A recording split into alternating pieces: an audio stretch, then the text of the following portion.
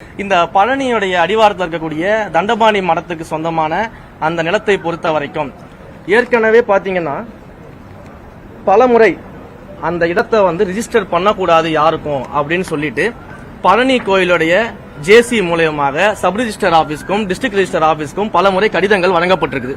நீங்க அந்த கடிதங்கள் பாத்தீங்கன்னா 15/9/2025, 16/11, 25/12 போன 2025 பாத்தீங்கன்னா இந்த கடிதங்கள்லாம் நம்ம வழங்கியிருக்கிறோம். இதை தாண்டி கடந்த மார்ச் மாதம் 2026 மார்ச் மாதம் 27ஆம் தேதி அன்னைக்கு பாத்தீங்கன்னா அந்த லேண்டை திரும்ப ரிஜிஸ்ட்ரேஷன் பண்றதுக்கு ட்ரை பண்ணிருக்காங்க. ஒரு ஃப்ராட்லன்ட் சேல் டீடை வச்சு ரிஜிஸ்ட்ரேஷன் பண்றதுக்கு ட்ரை பண்ணிருக்காங்க. சோ அதையும் நம்ம அன்னைக்கு பண்ண முடியாம போனதுனால என்ன பண்றாங்கன்னா ஒரு ரெஃப்யூசல் ஸ்லிப் ஒன்னு கொடுத்துறாங்க. இதை பண்ண முடியாது அப்படின்னு சொல்லிட்டு ரெஃப்யூசல் ஸ்லிப் ஒன்னு அந்த ஏப்ரல் மாசத்தை 1ஆம் தேதி கொடுத்துறாங்க. அந்த ரெஃப்யூசல் ஸ்லிப்பை வச்சுக்கிட்டு அந்த பிரைவேட் பார்ட்டி என்ன பண்றாங்க, ஒரு 2-3 பேர் சேர்ந்துக்கிட்டுனா கோர்ட்டுக்கு போறாங்க. சோ கோர்ட்டுக்கு போயிட்டு ஏப்ரல் 10ஆம் தேதி ஒரு ஆர்டர் ஒன்னு வாங்குறாங்க. அந்த ஆர்டர்ல பாத்தீங்கன்னா கோர்ட் ஒரு வழிமுறையை கொடுக்கறாங்க. டாக்குமெண்ட்ஸ் எல்லாம் வெரிஃபை பண்ணி அது சரியாக இருந்தால் ரிஜிஸ்ட்ரேஷன் பண்ணலாம் அப்படின்ற டாக்குமெண்ட்ஸ் சரியாக இருந்தா வெரிஃபை பண்ணி சரியாக இருந்தா கேன் பி கன்சிடர்னு ஒரு கேன் பி கன்சிடர்னு சொல்றாங்க. சோ அப்படி ஒரு ஆர்டர் கொடுக்கறாங்க. இந்த ஆர்டருமே வித்தின் 1 வீக், ஒரு வாரத்துக்குள்ள இதை செய்யணும் அப்படின்றதுதான் கோர்ட்டுடைய அன்றைக்கு இருந்த ஆர்டராக இருக்கிறது. ஆனா அதற்கு பிறகு பாத்தீங்கன்னா அந்த ஆர்டரை வைத்துக்கொண்டு இப்ப ஜூலை மாதம் என்ன பண்றாங்கன்னா 3ஆம் தேதி சப் ரிஜிஸ்டர் ஆபீஸ் அந்த பிரைவேட் ஆமா சோ சப் ரிஜிஸ்டர் ஆபீஸ்க்கு போறாங்க. போயிட்டு 3ஆம் தேதி இதை ரிஜிஸ்ட்ரேஷன் பண்ணணும்னு சொல்லி கேக்குறாங்க. ஆனா 2ஆம் தேதியே 3ஆம் தேதி அவர் போறாங்க அந்த ரிஜிஸ்ட்ரேஷன் பண்றதுக்கு. அதற்கு முன்னாடி நாள் 2ஆம் தேதியே பழனியுடைய ஜேசி என்ன பண்றாரு அப்படின்னா இந்த லேண்ட்ல எந்த விதமான ரிஜிஸ்ட்ரேஷனும் பண்ணக்கூடாது அப்படின்னு சொல்லிட்டு டிஸ்ட்ரிக்ட் ரெஜிஸ்டர் ஆபீஸுக்கு மீண்டும் கடிதத்தை எழுதிடுறாங்க. 3ஆம் தேதியும் அந்த ரிஜிஸ்ட்ரேஷனை ஹோல்டு பண்ணி பெண்டிங்ல போட்டுறாங்க. 3ஆம் தேதி முயற்சி பண்றாங்க. அப்ப இருந்த சப் ரெஜிஸ்ட்ரார் அப்ப அசிஸ்டன்ட் ஒருத்தர் ஒர்க் பண்ணிட்டு இருக்காரு. நாங்க 1ஆம் தேதி ஒரு டிரான்ஸ்பர் போடுறோம், புதுசா டிரான்ஸ்பர் ஆனவங்க இன்னும் ஜாயின் பண்ணல, அதுக்காக ஒரு அசிஸ்டன்ட் சப் ரெஜிஸ்ட்ரார் பொசிஷன்ல இருக்கிறாங்க. அவர் மறுத்துறாரு, இந்த பெண்டிங்ல போட்டுறாரு அந்த டாக்குமெண்ட் ரெஜிஸ்டர் பண்ணாம. பெண்டிங்ல போட்டு முடிச்சதுக்கு அப்புறம் பாத்தீங்கன்னா திரும்ப 6ஆம் தேதி ஒரு அடிஷனலா சார்ஜ் எடுத்துக்கிறதுக்காக லீவ்ல இருக்கக்கூடிய இடத்துல ஒரு ஆள் சார்ஜ் எடுத்துக்கணும். அந்த பர்சனும் லீவ்ல போறதுனால ஜஸ்டின் மணிகண்டன் ஒருத்தர சொல்லுங்க. சோ அந்த ஜஸ்டின் மணிகண்டன் அப்படின்றவர் சார்ஜுக்கு அன்னைக்கு லீவ்ல போறதுக்காக யாருமே இல்லன்றதுனால சார்ஜுக்கு வராரு. அவரு இத பத்தியான இந்த ஹிஸ்டரிய தெரியாம என்ன பண்ணிடுறாரு அப்படின்னா அந்த ரெஜிஸ்ட்ரேஷனை அன்னைக்கு பண்ணி கொடுத்துறாரு. இது 6ஆம் தேதி நடக்குது. அப்ப இது தெரிஞ்ச உடனேயே உடனடியாக நம்மளுடைய HRNC அதிகாரிகள் என்ன பண்றோம் அப்படின்னா இந்த ரிஜிஸ்ட்ரேஷன் இல்லீகலானது, இதை அவங்க இந்த ஹிஸ்டரிய பார்க்காம பண்ணி கொடுத்துட்டாங்க அப்படின்னு சொல்லி சம்பந்தப்பட்ட துறை அதிகாரிகள் பதிவுத்துறை அதிகாரிகள் எல்லாம் பேசி அந்த நிலத்தோடைய ரெஜிஸ்ட்ரேஷனை ஸ்டாப் பண்றதுக்கு என்னென்ன வழிமுறைகள் இருக்குதோ அது எல்லாத்தையும் முன்னெடுத்திருக்கிறோம். கோர்ட்ல இது சம்பந்தமான வழக்கு இருக்குது. இன்றைக்கு அந்த வழக்கு விசாரணைக்கு வந்துச்சு.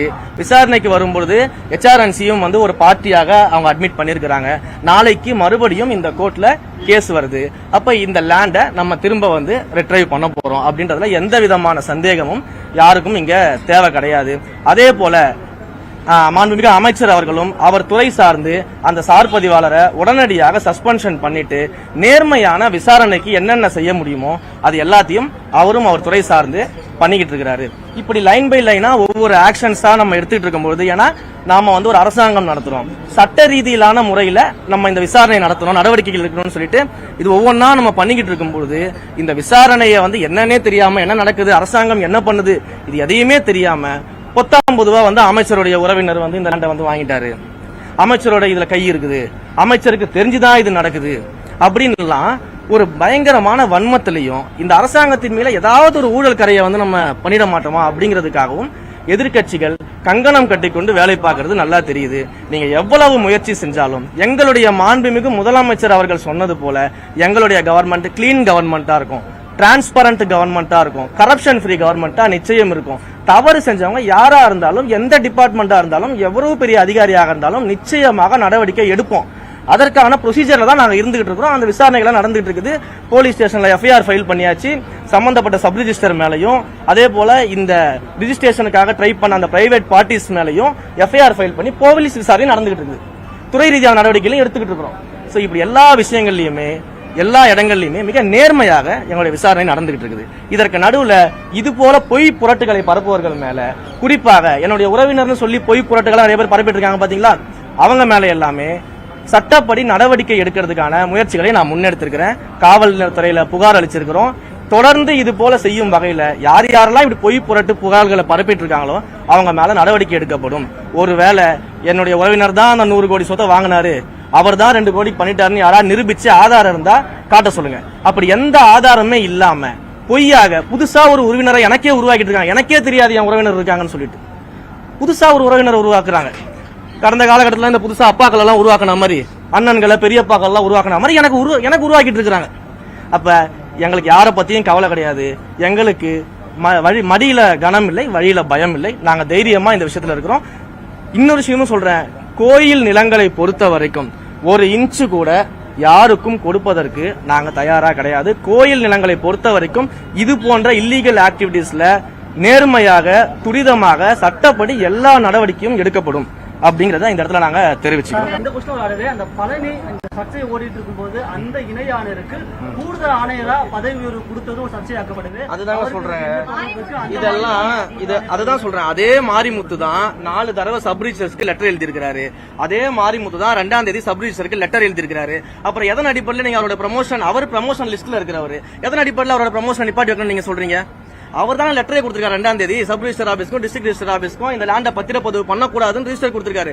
கோர்ட்ல கேஸ் அவர் தான் மூவ் பண்ணிருக்காரு. அந்த கோயில் சார்பில் இவ்வளவு விஷயங்கள் அவர் முன்னெடுத்திருக்காரு தானே.